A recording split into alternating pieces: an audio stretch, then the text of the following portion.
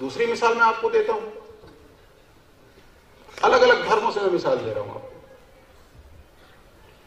ایک عیسائی ہے، کرسچن ہے، ڈاکٹر مائیکل ہارٹ، اس نے کتاب لکھی دی ہنڈریڈ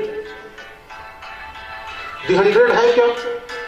جب سے ہیومن ہسٹری محفوظ ہے کتابوں میں، جب سے انسانی تاریخ محفوظ ہے اور موجود ہے، جب سے لکھی گئی انسانی تاریخ، اس نے اس پوری انسانی تاریخ کا جائزہ لیا، انالائسس کیا، پوری تاریخ انسانیت کا، پوری ہیومن ہسٹری کا، اور پوری تاریخ انسانیت سے اس نے 100 لوگوں کو چھانٹا، 100 ایسے لوگوں کو اس نے چھانٹا کہ جن لوگوں نے اپنے کردار سے، اپنی زندگی سے انسانی تاریخ کے رخ کو موڑ دیا۔ انسانی تاریخ ادھر چل رہی ہے اور اس نے اپنی شخصیت کا ایسا اثر ڈالا کہ تاریخ ادھر کے بجائے ادھر مڑ گئی، یو ٹرن آ گیا، ادھر بھی نہیں بلکہ یو ٹرن آ گیا، لیفٹ یا رائٹ نہیں۔ اس نے 100 ایسے لوگوں کو چھانٹا کہ جن کی شخصیت نے تاریخ میں یو ٹرن پیدا کیا۔ اس نے 100 لوگوں کو چھانٹا، ان 100 لوگوں کے اوپر اس نے ایک کتاب لکھی دی 100۔ لیکن صرف 100 لوگوں کو چھانٹا ہی نہیں، 100 لوگوں کو الگ کرنے کے بعد پھر ڈاکٹر مائیکل ہارٹ نے اس میں درجہ بندی کی۔ ان 100 میں 1 نمبر پہ کون ہے، 2 پہ کون ہے، 3 پہ کون ہے، 4 پہ کون ہے، 99 پہ کون ہے، 100 پہ کون ہے۔ اس لیے اس کتاب کے نیچے کی جو لائن ہے، سب ہیڈنگ جس کو کہتے ہیں، اس میں اس نے لکھا سلیکشن دی 100، اس کے بعد نیچے سلیکشن، 100 لوگوں کا ایک سلیکشن، ایک انتخاب، اور صرف انتخاب نہیں، اینڈ گریڈیشن، پھر انتخاب کے بعد اس میں درجہ بندی، اس میں پوزیشن، 1 2 3 یہ پوزیشن 100 تک، of most influential personality of human history, تاریخ انسانیت کی 100 عظیم ہستیوں کا ایک انتخاب، اور انتخاب کے بعد اس میں درجہ بندی۔ عیسائی ہے وہ شخص، ڈاکٹر مائیکل ہارٹ، کرسچن ہے وہ، لیکن محمد عربی صلی اللہ علیہ وسلم کی بایوگرافی کو اس نے تفصیل سے پڑھا، تو اس نے کتاب لکھی دی 100۔ آپ کو سن کر حیرت ہوگی کہ اس نے ٹاپ آف دی لسٹ جو نام رکھا ہے وہ محمد عربی صلی اللہ علیہ وسلم کا نام رکھا ہے۔ انسانی تاریخ کی سب سے عظیم ہستی، تاریخ انسانیت کی سب سے اعلیٰ ترین ہستی، وہ چاہتا تو حضرت عیسیٰ کا نام رکھ سکتا تھا کہ نہیں؟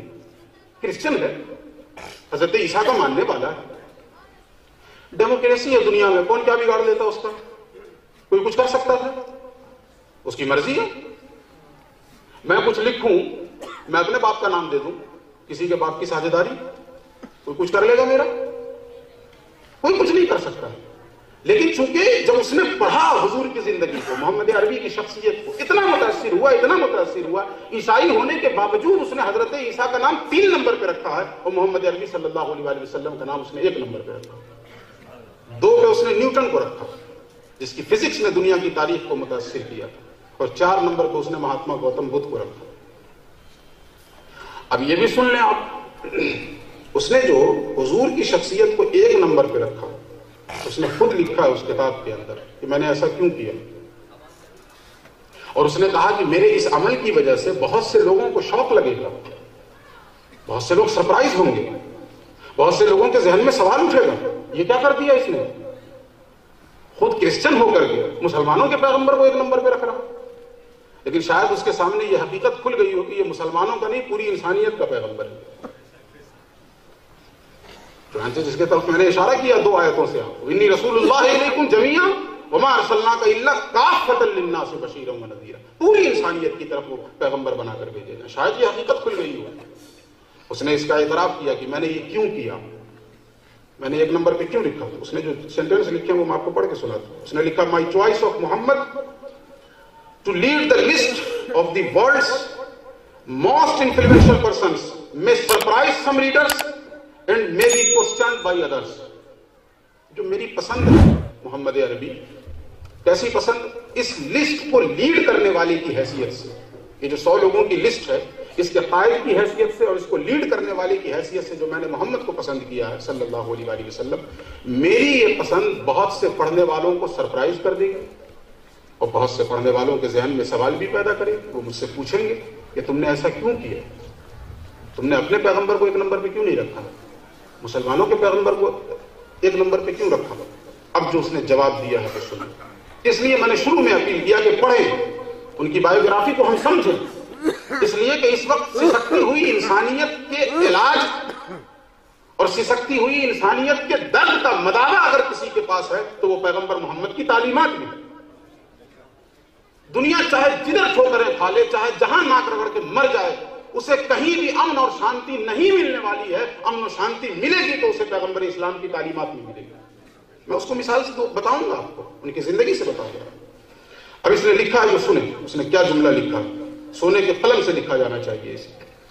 وہ لکھتا ہے but he was the only man, غور کریں آپ اس جملے کو، but he was the only man in history who was supremely successful on both the religious and secular levels. اس نے لکھا he was the only man. اب جو انگریزی زبان کے ماہرین ہوں ان سے پوچھئے کہ اس کا معنی کیا نکل کر آئے گا۔ he was the only man. وہ اس انسانی تاریخ کی تنہا ہستی ہے، کوئی مقابل نہیں ہے ان کا۔ یہ کوئی مسلمان نہیں کہہ رہا، کرسچن شخص اس کا اعتراف کر رہا ہے۔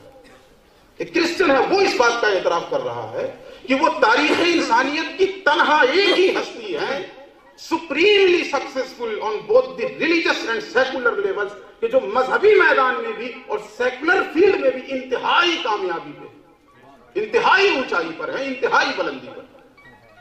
دوسرے انسانوں کا آپ جائزہ لے لیں، بڑے بڑے اسکالر گزرے ہیں، دوسرے انبیاء بھی گزرے ہیں۔ اسلام یہ بتاتا ہے ہمیں کہ کم و بیش 1,24,000 میسنجر دنیا میں آئے، اللہ نے بھیجا انہیں۔